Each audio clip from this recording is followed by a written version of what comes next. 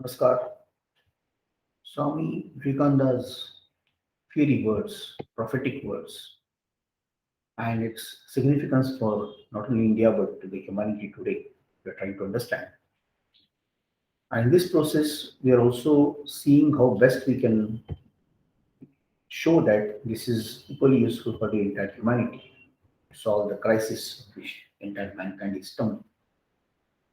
स्वामी जी की अमृतवाणी से उनके अग्नि पुष्पों से अग्नि शिखाओं से हम ये जानने की कोशिश कर रहे हैं कि उनकी जो वाणी थी उसका न केवल भारत की समस्याओं के लिए लेकिन पूरे विश्व की समस्याओं के लिए किस प्रकार से उपयोग हो सकता है उसकी उसके साथ परामर्श करने के लिए संघर्ष करने के लिए उत्तर देने के लिए स्वामी जी के विचार कितने आवश्यक है ये जानने की हम लोग कोशिश कर रहे हैं। इसी श्रृंखला में उसकी राजयोग के बारे में और आगे विवरण लेके जाएंगे। Just try to understand more about his writings on Rajyoga taking forward from the previous sessions.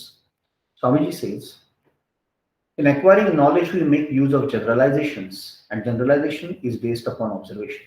We first observe facts, then generalize, then draw conclusions or principles.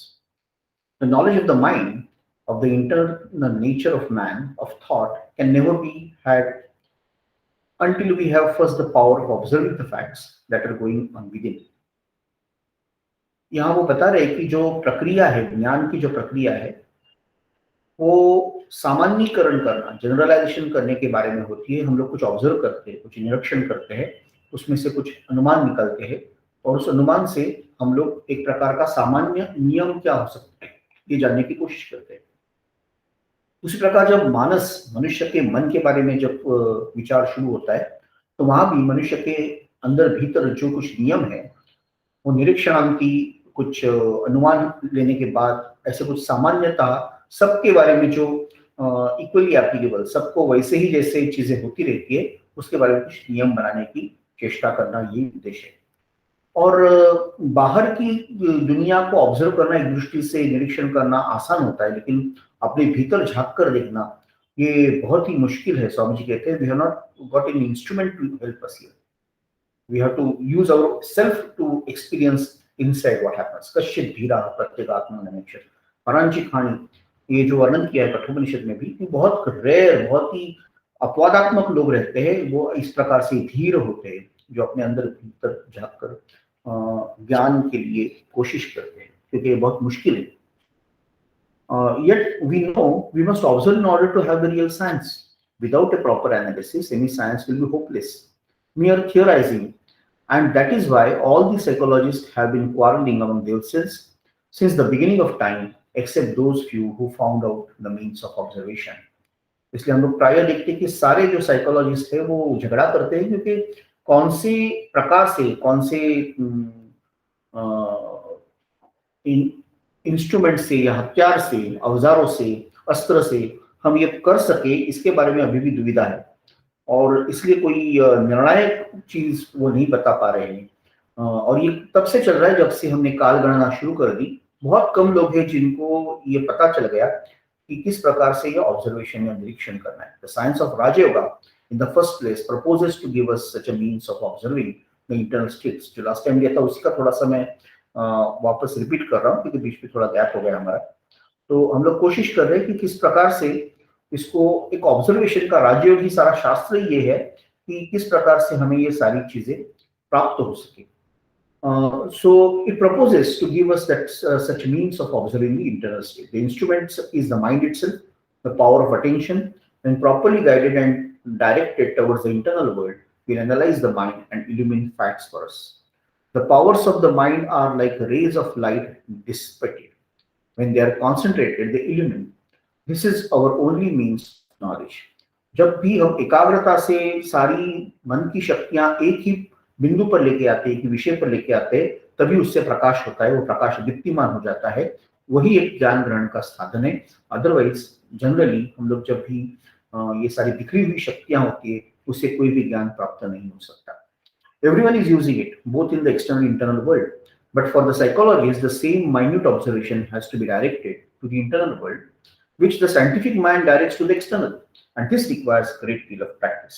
वैज्ञानिक जो बाहर खोज करते हैं, एकाग्रता से बाहर की वस्तु का अवलोकन, निरीक्षण और उससे निष्कर्ष और ये सब करके नियम बनाते हैं, वही हमें अब राजयोग में हमारे अंदरूनी हमारा जो अंदर का विश्व है, अंतर विश्व है, उसके लिए करना है। और इसके लिए बहुत ज्यादा अभ्यास की जरूरत होती है, प्रैक्टिस की, निरंतर उसको प्रयत्न करने की जरूरत होती है, उसके बिना ये नहीं होता है। आगे स्वामी कहते हैं कि हमारे बचपन से ही, from the childhood upwards we have been taught only to pay attention to things external but never to things internal. Hence, most of us have nearly lost the faculty of observing internal mechanisms. हम ये क्षमता ही खो चुके हैं कि किस प्रकार से हमारे अंदर के विश्व को झांक कर देखें। बचपन से सिखाया गया है बाहर की दुनिया को देखो। To turn the mind as it were inside, stop it from going outside, and then to concentrate all its powers and throw them upon the mind itself in order that it may know its own nature, analyze itself, is a very hard task. ये बहुत ही मुश्किल, very hard work, बहुत ही मुश्किल है कि बाहर से उसको पहले अंदर लेके आओ और फिर अंदर की चीजों के ऑब्जर्वेशन के लिए उसको लगा दो। Yet that is the only way of getting anything which will be scientific approach to the subject. ये एक वैज्ञानिक रास्ता है, तो मुश्किल भी होने से ये आसान नहीं है, लेकिन यही एक रास्ता है जिससे हम लोग ये खोज कर सकते हैं। What is the use of such knowledge? In the first place, knowledge itself is the highest reward of knowledge, and secondly, there is also utility in it. It will take away all our misery.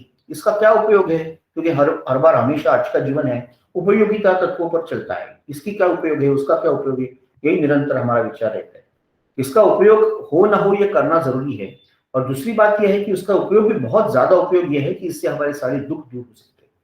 शायद इसमें सुनने में आश्चर्य हो जाएगा, लेकिन दुखों के ऊपर यही उपाय है कि आप अपने मन के नियम ढूंढो, मन को एकाग्र करो और ये जो अपना अंतर्विश्व का ज्ञान है उसको प्राप्त करो। स्वामी जी कहते हैं, by analyzing his own mind, man comes face to face, as it were, with something which is never destroyed, something which is by its own nature eternally pure and perfect.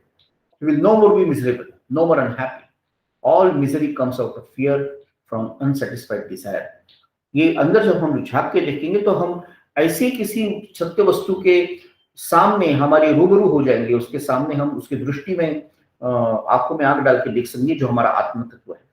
वो ऐसा तत्व है, ये आत्मन ऐसा है जो कभी निर्माण नहीं होता, नष्ट नहीं होता, ना उसको अग्नि जला सकता है, ना उसको पर्जन्य उसको भिगो सकता है। उसका वो जैसा अजर अमर अमर्त्य सर्वसाक्षी, सर्वव्यापी, सर्वज्ञानी, इस प्रकार का जो विश्वात्मा है उसका ही जीवात्मा एक अंश है। इसलिए वो सबसे ही पवित्र और पूर्ण है, संपूर्ण है, उसमें कोई भी अपूर्णता, कोई भी न्यूनत्व नहीं है। इस प्रकार से है, जब ये समझ में आता है तब हमें कोई दुख नहीं रहता, हमें किस प्रकार की पीड़ा नहीं होती, निराशा नहीं होती। दुख होने का मुख्य कारण भय है, और दुख ये जब भय चला जाता है, भय तब होता है जब दो होते हैं, द्वैत में भय है।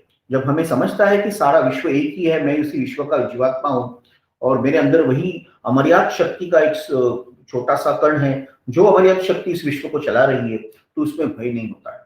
So the man will find that he never dies, and then he will have no more fear of death. When he knows that he is perfect, he will have no more vain desires, and both these causes being absent, there will be no more misery. तात्विक दृष्टि से भी हम लोग देखते हैं कि दुख क्यों नहीं होगा, क्योंकि जब मुझे पता चलेगा कि मैं अजर हूँ, अमर हूँ, मुझे मृत्यु का भय, मृत्यु का तो सबसे बड़ा भय होता है। दो होने का भय, उसके आसपास ही मेरा एक नष्ट होकर कुछ दूसरा होने वाला है, ये भी एक भय, मृत्यु सबसे बड़ा भय है। जब मुझे पता चलेगा कि मेरा आत्मा कभी मरता नहीं है, तो मृत्यु का भय चला चलेगा, और फिर वो एक बार चला गया तो अपना पूर्णत्व का पता चलेगा, सारी इच्छाएं, आकांक्षाएं, कामनाएं, वासनाएं नष्ट हो जाएंगी। और फिर इसकी वजह से जब ये सब नहीं होगा तो कहाँ से दुख होगा, दुख होगा नहीं। और इसलिए आपको एक आनंद का, पूर्ण आनंद का, pure bliss even while in this body, ये शरीर में होने के बाद भी आपको पूर्ण आनंद का अनुभव हो सकता है। Thus will we come to the basis of belief, the real genuine religion.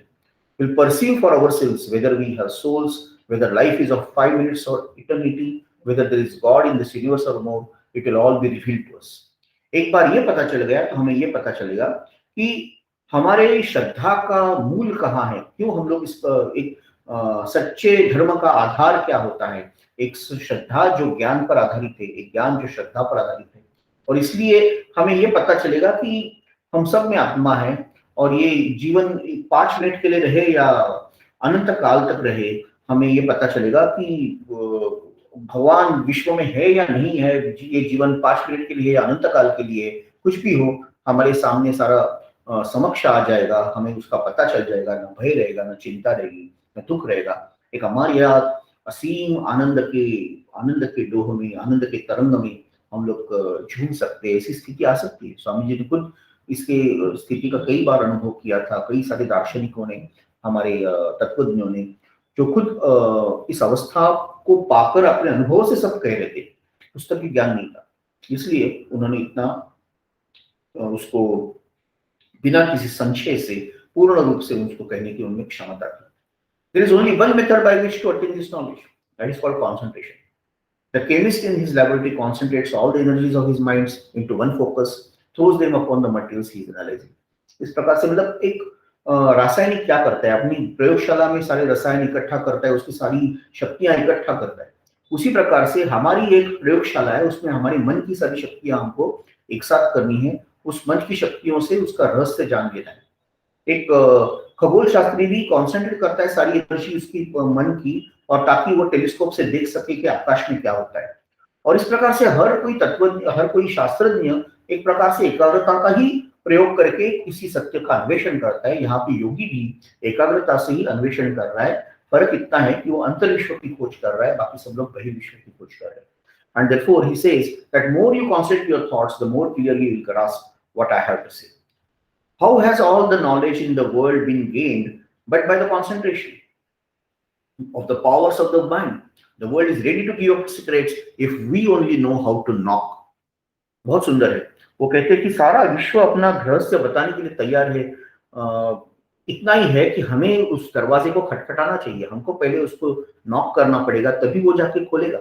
आप अपना एकाग्रता से वो खटखटा हो सकती है, आप उसको तब वो दरवाजे पर आपकी आहट हो सकती है, आप उसको आवाज दे सकते हैं और फिर दरवाजा अपने आप खुल जाएगा जब अपने आप को आप एकाग्रता करेंगे। मन की एकाग्रता सबकी नींव है, सबका ही तात्पर्य है। The strength and force of the blow comes from concentration. There is no limit to the power of human mind. The more concentrated it is, the more power is brought to bear on one point. This is the secret. ज्यादा उसका एकाग्रता होना मतलब उसमें ज्यादा शक्ति होना, और इस प्रकार से यही एक रहस्य है जिस प्रकार से बड़े बड़े रहस्य आप खोल सकते हैं। और फिर उसके ताकत को, उसके शक्ति का कोई सीमा नहीं है, उसके असीम शक्ति उसमें आ सकती है। मनुष्य मन में कितनी शक्तियां है, मनुष्य के पास कितनी क्षमता है, शायद ही कोई वैज्ञानिक जानता होगा। इस प्रकार से भी स्वामी जी ने एक प्रकार कहा है। It is easy to concentrate mind on external things because naturally it goes outwards, but not so in case of religion or psychology or metaphysics, where the subject and the object are one. The object is internal. The mind itself is the object, and it is necessary to study the mind itself. Mind studying mind. तो ये थोड़ा मुश्किल हो जाता है क्योंकि बाकी सारी चीजों में बाहर की वस्तु और जानने वाले हम, हमारा मन, ये दोनों विलग है। यहाँ पे जो सब्जेक्ट और ऑब्जेक्ट, क्या दृश्य है और दृष्टा है, और ये दोनों एक ही है। और इसलिए ये जब एक हो जाते हैं तो आपको एक ज्यादा एकाग्रता और ज्यादा उसमें तपस लगता है, ताकि आप ये समझ सके कि जिसको हमको परीक्षा करनी है, जिसका हमको अभ्यास करना है, वो भी वही है जो परीक्षा कर रहा है या अभ्यास कर रहा है। ये दोनों में एक प्रकार का अपने ही ऊपर अपना ही प्रतिबिंब देखना और उसको अभ्यास करने जैसी प्रक्रिया है। इसको रिफ्लेक्शन या अपना ही प्रतिबिंब देखना, इस प्रकार से हम कह सकते हैं। I'm talking to you, at the same time I'm standing aside as if we're a second person, and knowing and hearing what I'm talking. You work and think at the same time while a portion of your mind stands by and sees what you are thinking. ये एक प्रकार का जो दृष्टा भाव, एक प्रकार का जो एक ऑब्जर्वर के रोल में ज्यादा है कि मैं आपसे बात भी कर रहा हूँ, उसी समय मैं अपने आप को देख भी रहा हूँ। एक मेरे ही मन का एक छोटा सा कोना है, वो मुझे ही देख रहा है कि मैं क्या कर रहा हूँ, मैं आपसे बात कर रहा हूँ। और इस प्रकार से जब ये मन की शक्तियां, when powers of mind will be concentrated, turn back upon itself as the darkest places reveal their secrets before the penetrating rays of the sun, so will this concentrated mind penetrate its own innermost secrets. जब ऐसा हो जाएगा कि एक प्रकार से पूर्ण एकाग्र हुआ मन जब अपने ही ऊपर अपना प्रतिबिंबित्व के लिए खोज करेगा, दृष्टा भाव से उसे देखेगा, अंतर चक्षु से उसको देख लेगा, आवृत्त चक्षु हो जाएगा, तब सबसे जो अंधकारमय भी जगाए है अपने अंदर भीतर, जो रहस्यमय सबसे ज्यादा रहस्य है, सत्य तथ्य में तीसो ये इससे बड़ा रहस्य कोई रहस्य नहीं है। इस प्रकार से जो है वहां जैसे बड़े से बड़े अंधकार से अंधकार में जग में भी, जब जगह में भी जब सूरज का किरण जाता है, जिस प्रकार से वो प्रकाशमान हो जाता है, उस प्रकार से हमारे मन का कोना कोना भी ऐसे एकाग्र मन के सूर्य किरण से प्रकाशमान हो जाएगा और सबसे बड़े जो रहस्य है उसको भी उजागर कर देगा, स्वामी जी कहते हैं। तो इसलिए जब हमारे शरीर, when the body is sufficiently controlled, we can attempt the manipulation of the mind.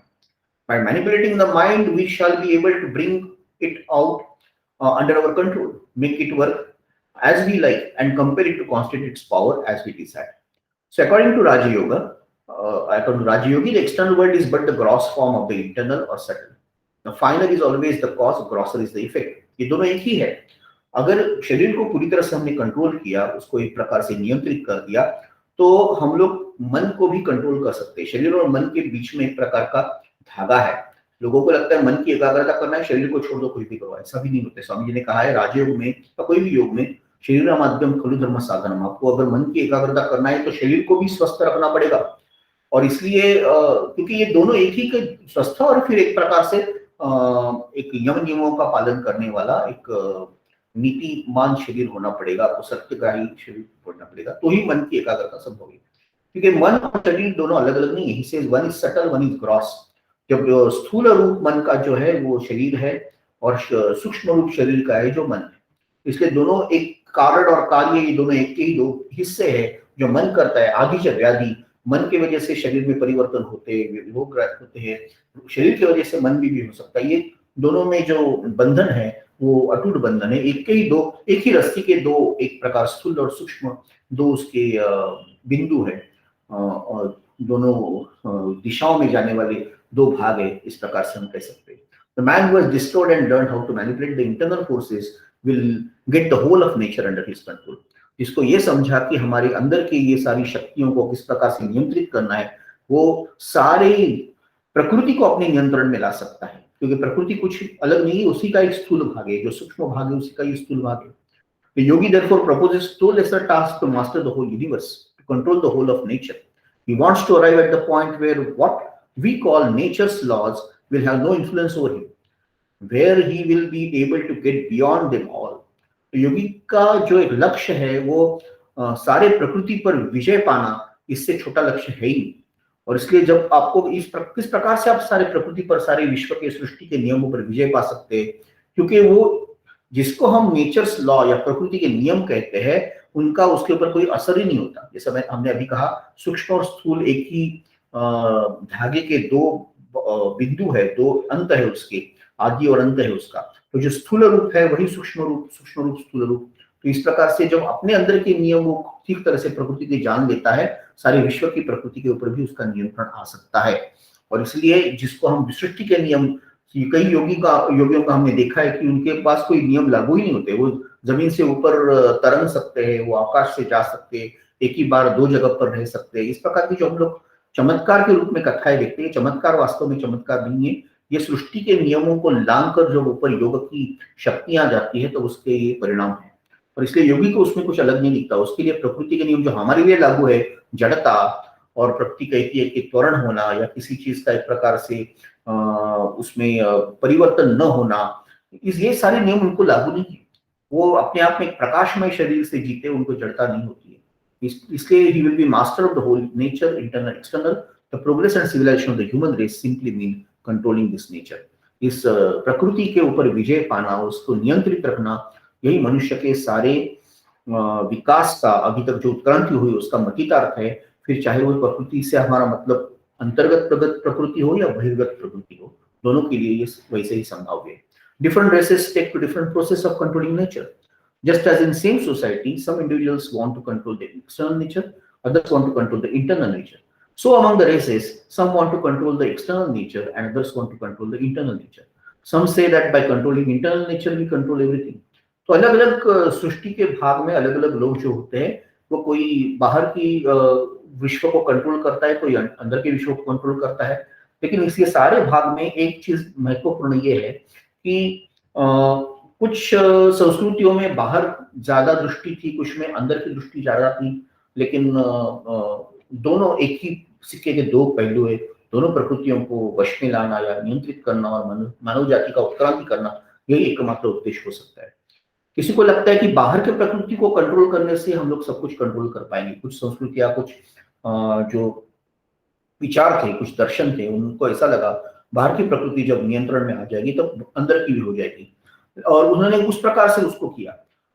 एक दृष्टि से दोनों एक ही है, क्योंकि जैसे जो सूक्ष्म शरीर वही स्थूल होकर सूक्ष्म शरीर ही मन होता है और स्थूल मन ही शरीर होता है, जैसा हमने कहा।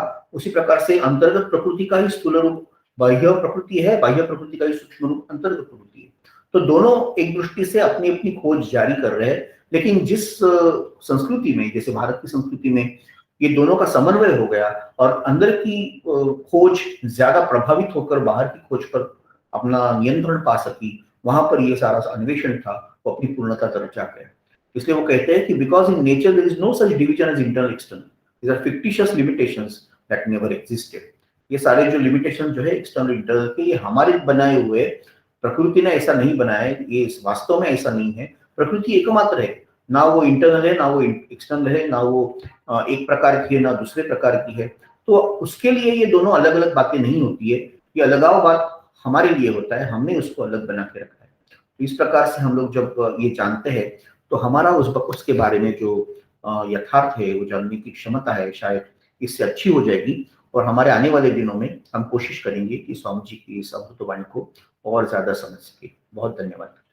यहाँ पर आज के लिए रुकते हैं और आगे के चरण में उनके जो बाह्य और अंतर्गत प्रकृति का जो विचार